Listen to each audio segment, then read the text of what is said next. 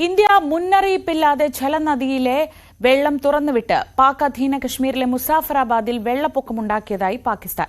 ശനിയാഴ്ച ഉച്ചയ്ക്ക് മുന്നറിയിപ്പില്ലാതെ ഇന്ത്യ വെള്ളം തുറന്നുവിടുകയായിരുന്നുവെന്ന് നാട്ടുകാർ പറഞ്ഞു.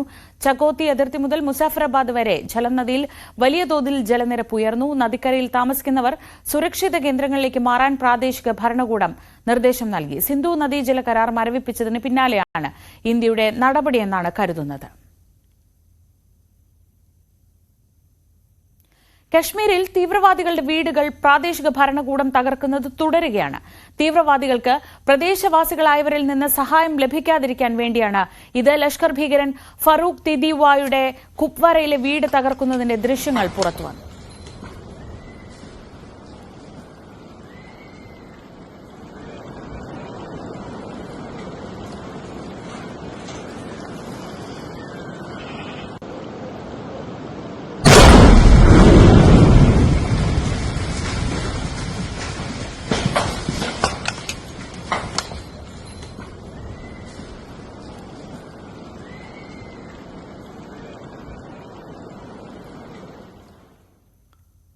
യുദ്ധസമാനമായ സാഹചര്യം അതിർത്തിയിൽ രൂപപ്പെട്ടതോടെ രാജ്യത്തിന്റെ പ്രതിരോധ സേനകളും അതീവ ജാഗ്രതയിലാണ്.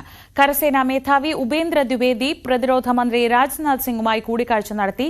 ഇന്നലെ കരസേനാ മേധാവി കശ്മീരിൽ സന്ദർശനം നടത്തിയതിന് പിന്നാലെയാണ് കൂടിക്കാഴ്ച.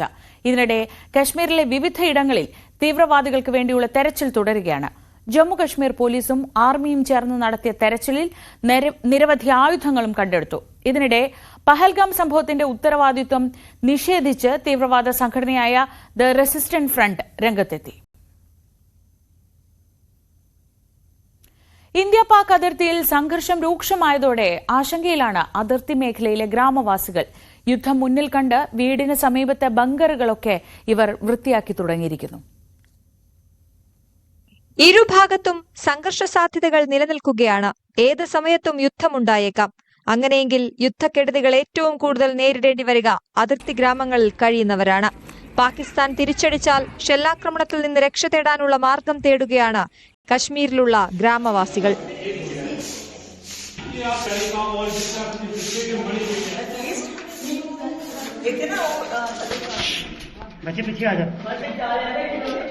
വീടിന് സമീപത്തുള്ള ബങ്കറുകളാണ് യുദ്ധസമയത്ത് ഗ്രാമവാസികളുടെ അഭയകേന്ദ്രം. ഈ പശ്ചാത്തലത്തിൽ ബങ്കറുകൾ വൃത്തിയാക്കി തുടങ്ങി.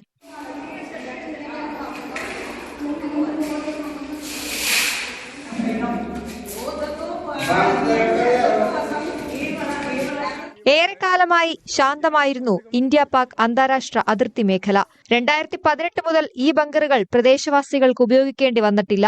യുദ്ധസമയത്ത് സാധാരണ ജനങ്ങളെ കടന്നാക്രമിക്കുന്ന രീതി പാകിസ്ഥാന് പലപ്പോഴും ഉണ്ടെന്നാണ് നാട്ടുകാർ പറയുന്നത്. बॉर्डर वासियों को देख के हिंदुस्तान के हाथ कहीं बंद ना जाए, उस बात को ध्यान में रखते हम अपने आप को प्रिपेयर कर रहे हैं कि इन फ्यूचर अगर कुछ भी होता है तो ये बंकर हमारा सेफर जोन है. हम लोग इसमें अपने आप को, अपने लोगों को सेफ कर सकते हैं. तो अगर आप लोगों को डरने की जरूरत नहीं है. भारत को आगे बढ़ना चाहिए और भारत को अब आर पार का काम करना चाहिए, क्योंकि कब तक निहत्थे लोगों की मौत देखेंगे, कब तक जवानों की शहादत देखेंगे. बहुत हो गया. अब बस ये आर पार का होना चाहिए और पूरे बॉर्डरवासी अपने हिंदुस्तान के साथ. വീണ്ടും സമാധാനാന്തരീക്ഷം ഉണ്ടാകുമെന്ന പ്രതീക്ഷയിലാണ് ഇവിടുത്തെ ജനങ്ങൾ. News desk, news 18.